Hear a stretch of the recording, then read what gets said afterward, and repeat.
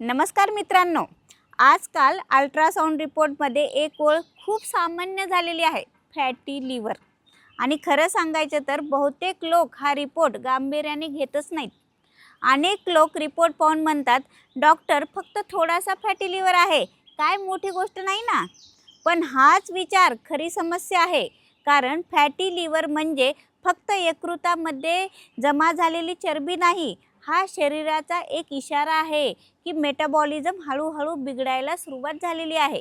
आज भारतात fatty liver इतका सामान्य झाला आहे की शहरी लोकसंख्यामध्ये साधारण प्रत्येक 10 पैकी 4 प्रौढ व्यक्ती फॅटी लिव्हर स्पेक्ट्रममध्ये असू शकतात. आणि सर्वात महत्त्वाची गोष्ट म्हणजे यापैकी अनेक लोकांना लक्षणेही दिसत नाही. म्हणूनच फॅटी लिव्हरला एक सायलेंट प्रॉब्लेम देखील म्हटले जाऊ शकते. अनेक लोकांना वाटते की अल्कोहोल हे फॅटी लिव्हरचे मुख्य कारण आहे. पण आज क्लिनिकमध्ये येणारे अनेक रुग्ण अल्कोहोलला स्पर्शही करत नाहीत, तरीसुद्धा त्यांच्या रिपोर्टमध्ये ग्रेड 1 किंवा ग्रेड 2 फॅटी लिव्हर दिसून येते. यामागची कारणे आहेत वाढलेलं वजन, पोटाभोवती जमा झालेली चरबी, हाय ट्रायग्लिसाइड्स, डायबेटीज, अपुरी झोप, शारीरिक हालचालींचा अभाव आणि रोजचे प्रोसेस्ड फूड व शुगरी ड्रिंक्स. सोप्या भाषेत समजून घेऊयात, तुमचे लिव्हर हे शरीराचे मेटाबॉलिक कंट्रोल रूम आहे.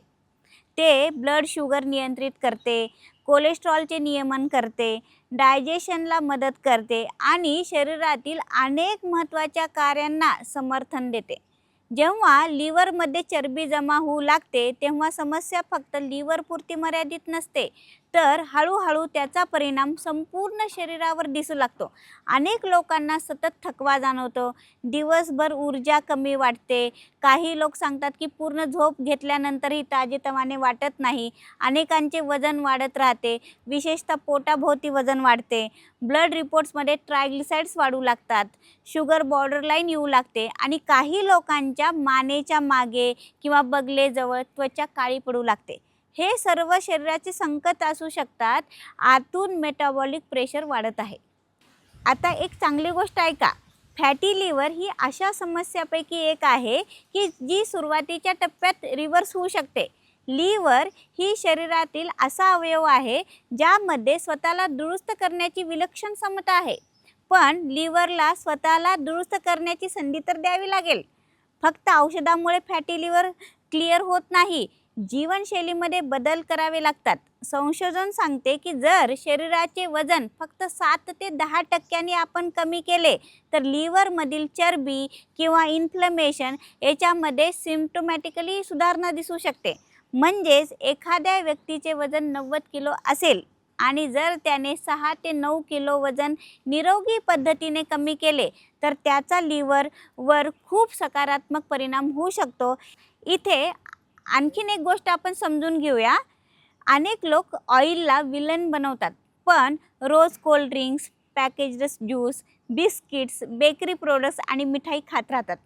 वास्तविकता अशी आहे की लिव्हरला नुकसान फक्त ऑइलमुळे होत नाही, तर अतिरिक्त साखर देखील लिव्हरमध्ये चरबी तयार करण्याचे काम करत असते. म्हणूनच शुगरी ड्रिंक्स आणि प्रोसेस्ड फूड्स कमी करणे हे फॅटी लिव्हर मॅनेजमेंटचा महत्त्वाचा भाग आहे.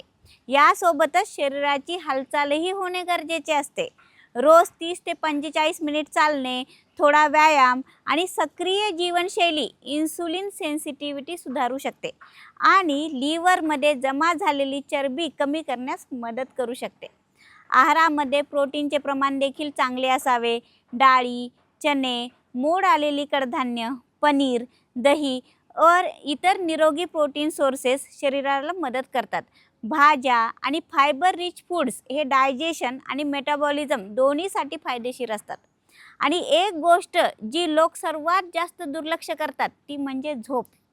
जर तुम्ही रोज फक्त 4 किंवा 5 तास झोपत असाल तर क्रेविंग वाढू शकतात, वजन कमी करणे कठीण होऊ शकते, फॅटी लिव्हर सुधारण्याचा वेग देखील कमी होऊ शकतो.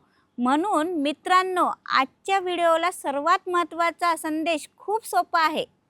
फॅटी लिव्हर ही आयुष्यभराची शिक्षा नाही, पण तो शरीराकडून मिळालेले एक वॉर्निंग लेटर नक्कीच आहे. आज दुर्लक्ष कराल तर उद्या डायबिटीज, हार्ट डिसीज आणि गंभीर लिव्हर प्रॉब्लेमचा धोका वाढू शकतो.